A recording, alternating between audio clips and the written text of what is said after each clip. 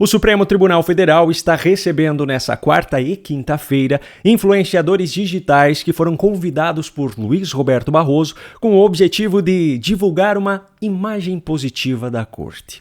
Barroso, por sinal, está deixando a presidência do STF. Nessa quarta-feira foi oficializada a escolha de Edson Fachin para presidir a Suprema Corte pelos próximos 2 anos e o nome de Alexandre de Moraes foi escolhido para a vice-presidência. A posse de ambos deve acontecer em setembro. Agora, francamente, a troca na presidência não muda praticamente nada e nem mesmo todos os influenciadores da face da terra seriam suficientes para melhorar a imagem do STF. Aliás, não apenas do STF, mas a imagem do judiciário brasileiro. E eu vou explicar o porquê, mostrando toda a história escondida por trás dessa propaganda que Barroso pretende fazer agora. No início dessa semana, um dos tribunais superiores da Justiça brasileira ganhou repercussão na imprensa por conta de um gasto muito polêmico. O Tribunal Superior do Trabalho, que ironicamente se apresenta institucionalmente como o Tribunal da Justiça Social, comprou 30 veículos de luxo da marca Lexus, mais especificamente do modelo ES300H, a um custo de R$ 346.500 cada um, para que cada um dos seus 27 ministros seja transportado em seus afazeres em Brasília. O gasto total foi de mais de 10 milhões de reais. E você sabe muito bem de onde sai esse dinheiro, não é mesmo? Pois é, só que essa é só a pontinha do iceberg. Este mesmo tribunal, o TST, na semana passada, já estivera no centro de outra polêmica por estar destinando, sem licitação, R$ 1,5 milhão de reais para reformar e manter uma sala VIP exclusiva para os ministros no Aeroporto Internacional de Brasília. O tribunal argumentou para a imprensa que o gasto é necessário para evitar que indivíduos mal intencionados ou inconvenientes encontrem os ministros. Agora eu pergunto, é sério que esses ministros acham que são celebridades para serem reconhecidos assim no aeroporto? Você, cidadão, por acaso sabe o nome de algum dos ministros do TST? Pois é, só que esse está longe de ser o único tribunal superior a conceder regalias inacreditáveis para os seus integrantes. O Supremo Tribunal Federal, o Tribunal Superior do Trabalho e o Superior Tribunal de Justiça já gastam juntos cerca de R$ 1,6 milhão por ano com salas VIP exclusivas para os seus ministros no aeroporto de Brasília. Entre os 3 tribunais, o maior gasto é do STF, é claro, cerca de R$ 610 mil. Além das suas respectivas salas exclusivas, os ministros ainda têm acesso a outras regalias, como estacionamento privativo e transporte exclusivo dentro do aeroporto. Tudo para garantir que você, cidadão brasileiro, que é quem paga toda essa conta, não tenha a mínima chance de ter acesso a um dos intocáveis. E tudo isso continua sendo apenas a ponta do iceberg.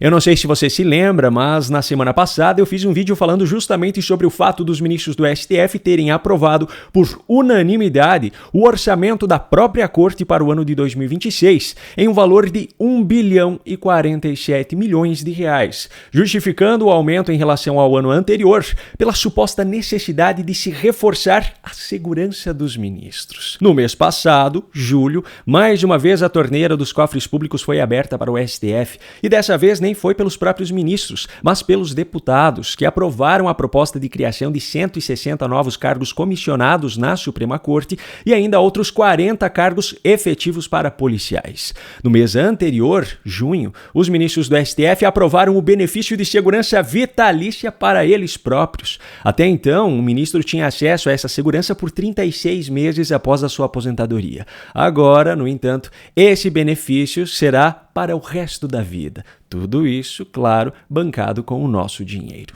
Bom, o desperdício é tanto que, em fevereiro deste ano, por exemplo, o Supremo gastou mais de R$ 38 mil para a confecção de gravatas personalizadas com a logo do tribunal. Mas as regalias definitivamente não se restringem apenas aos tribunais superiores. O Poder Judiciário, de maneira geral, concede aos seus juízes um padrão digno de realeza. Em 2025, os chamados penduricalhos, que turbinam os salários dos juízes, subiram 49% e já somam 10 bilhões e meio de reais. Não são milhões, são bilhões milhões. E como se todas essas regalias já não fossem suficientes para deixar o cidadão brasileiro revoltado, ainda precisamos considerar o padrão de decisões vindas do nosso judiciário. Teoricamente, a justiça deveria ser o ponto de segurança para o cidadão, o lugar onde os criminosos seriam punidos e o cidadão de bem seria protegido, o lugar onde, por mais óbvio que pareça, a justiça seria feita. Só que não é isso que o cidadão brasileiro tem visto. E eu nem estou falando do ponto de vista técnico, eu estou falando do senso comum mesmo.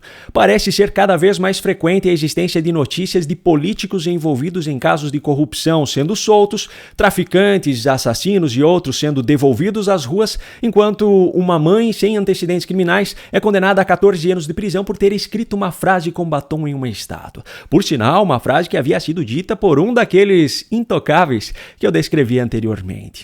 A visão que o cidadão brasileiro tem sobre o seu judiciário é péssima, mas não é uma meia dúzia de influenciadores que mudará essa percepção.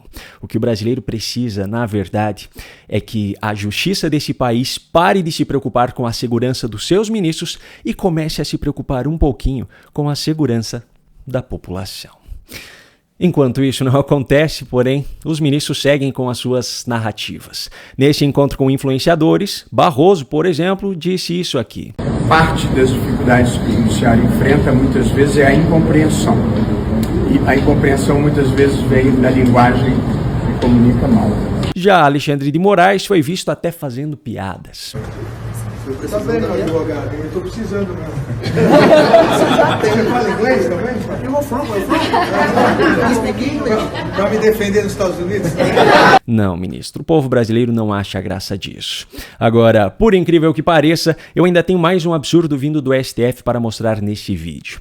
Eu não sei se você acompanhou essa história, mas recentemente circulou pela imprensa a notícia de que Luiz Roberto Barroso estaria cogitando a hipótese de sair da Suprema Corte em breve, antes de chegar à sua aposentadoria compulsória, que acontece aos 75 anos de idade. Como eu falei no início do vídeo, ele está encerrando agora o seu período como presidente do STF. As informações dos bastidores que circulam por aí são a de que essa saída da presidência poderia representar também uma saída da corte. Interlocutores próximos dizem que o motivo seria um desânimo em relação à conjuntura atual, mas a diminuição de poder ao sair da presidência e o medo de ser sancionado pela Lei Magnitsky me parecem ser razões mais determinantes nesse caso. E é claro que Barroso não se deixaria ficar desamparado. Segundo a imprensa, ele espera uma indicação do governo para alguma embaixada na Europa. Agora, o grande dilema não está no que acontecerá com Barroso caso saia do STF, mas naquilo que acontecerá com a cadeira que ficará vaga. Alguns meses atrás, quando esse rumor começou a circular, o nome de Jorge Messias, o militante petista que atualmente chefia a Advocacia Geral da União, era colocado como o mais provável a ser indicado por Lula ao STF. No entanto, nessas novas matérias que saíram recentemente, 4 nomes estão sendo cogitados. Além do próprio Jorge Messias, fala-se também em Bruno Dantas, do TCU, Rodrigo Pacheco, ex-presidente do Senado, e Vinícius Carvalho, que hoje chefia a CGU. Eu, sinceramente, não sei qual deles seria pior. Levando-se em conta a militância política, creio que Jorge Messias seria o mais ferrenho defensor do PT. Mas no que diz respeito à capacidade de mudar de ideia de acordo com aquilo que é mais conveniente, talvez Pacheco seja o nome mais forte. E é justamente ele que está sendo promovido dentro da própria Suprema Corte. Segundo uma coluna da Folha de São Paulo, o ministro Gilmar Mendes defendeu que o ex-presidente do Senado, que tanto abusou do seu cargo para não pautar impeachment de nenhum ministro do STF, seja um próximo integrante da Corte. Em uma reunião social, ao lado do próprio Pacheco, Gilmar Mendes afirmou, abro aspas, a Corte precisa de pessoas corajosas e preparadas juridicamente, e o senador Pacheco é o nosso candidato. O STF é jogo para adultos. Fecho aspas. Eu, sinceramente, não sei o que é pior nessa história. Se é a campanha descarada, que definitivamente não se encaixa com o papel que um ministro deveria desempenhar, se é a possibilidade de Pacheco entrar no STF, ou se é o tal jogo para adultos que Gilmar diz ser o tribunal. E você, o que pensa sobre isso? Me conta aqui nos comentários.